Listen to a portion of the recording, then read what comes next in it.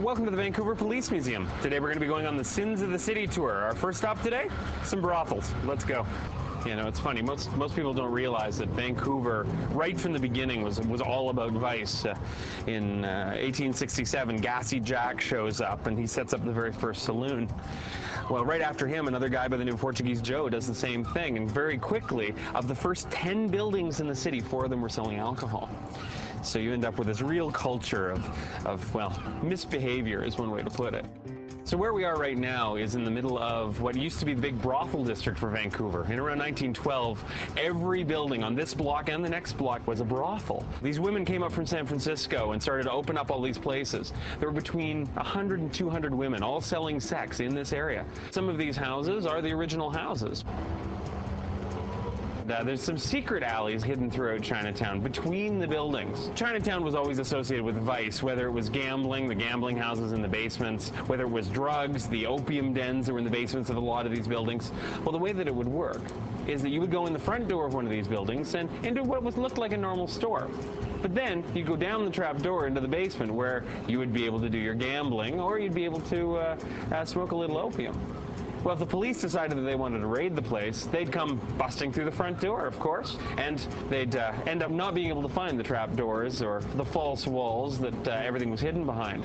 Meanwhile, some guy upstairs would be ringing a bell, so all the patrons in the basement would go through a hole in the wall to the next building. They'd go up the stairs of the building next door and out the back door of that building. So you can just imagine looking at it from above. Police are rushing in one door. All the patrons are rushing out a very different door at the back of the building. Because people would pop in one door and pop out a different one, there was always assumptions that there were a lot of tunnels under Chinatown. Truth of the matter is that there's only one tunnel that we can document. Most of Chinatown's built on mud, and quite frankly, your tunnel would fill with water pretty quickly.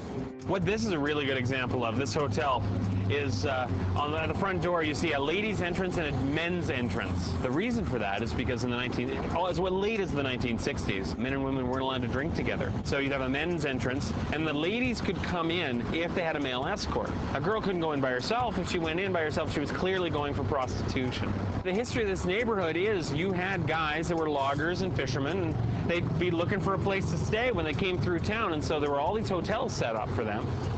But they'd only be here for a week or two, and then they'd cycle back out of town after spending just insane amounts of money.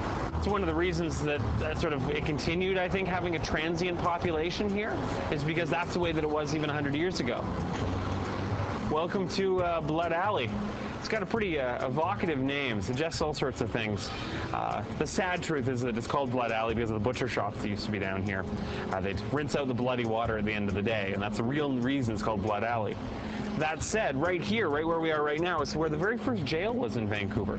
So all those guys that were behaving badly, all the ones causing trouble, whether they were drinking too much or getting into fist fights, this is where they'd end up.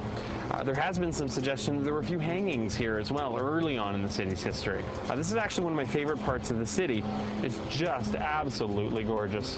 Where we are right now is called Jailer's Mews because the jail used to be just right behind us. But what's right in front of us, or what used to be in front of us, is where Gassy Jack's saloon actually was. You had Gassy Jack there on the corner. You had Portuguese Joe right next door. And these guys really laid the foundation for the city, selling the alcohol that they sold, causing all the trouble that they caused. Gassy Jack still was a pretty popular character. I mean, they named a town after him. That's why they called it Gassy's Town, or Gas Town. But unfortunately, all of that burned down in a fire in 1886. We don't have anything left from that time, but we do have some pretty amazing buildings that were built just after the fire in 1886. Gorgeous brick buildings. This is, without a doubt, my favorite part of the city. So that was just a little taste of what's on the tour. Also included in the tour is admission to the museum. This building that the museum's in used to be the real coroner's facility for Vancouver. For almost 50 years, all the city's autopsies were done here. It's a pretty interesting and unusual place. Let's go take a look. The Police Museum is a place where you get to see a lot of things you wouldn't normally see. We have a wall here of confiscated weapons. All these have been taken from bad guys off the streets here in Vancouver. Some of them I don't even know how they work. We also in this room have examples of counterfeit currency. The technology has changed a lot over the years, but we've got some pretty neat stuff there. And then a big display on drugs. Opium was the first drug in this city, but marijuana is the king in Vancouver today. And then gambling, of course. Different ways to cheat at gambling or to rig the game. As I said, this used to be where they did all the city's autopsies, so Come and take a look next time you're in.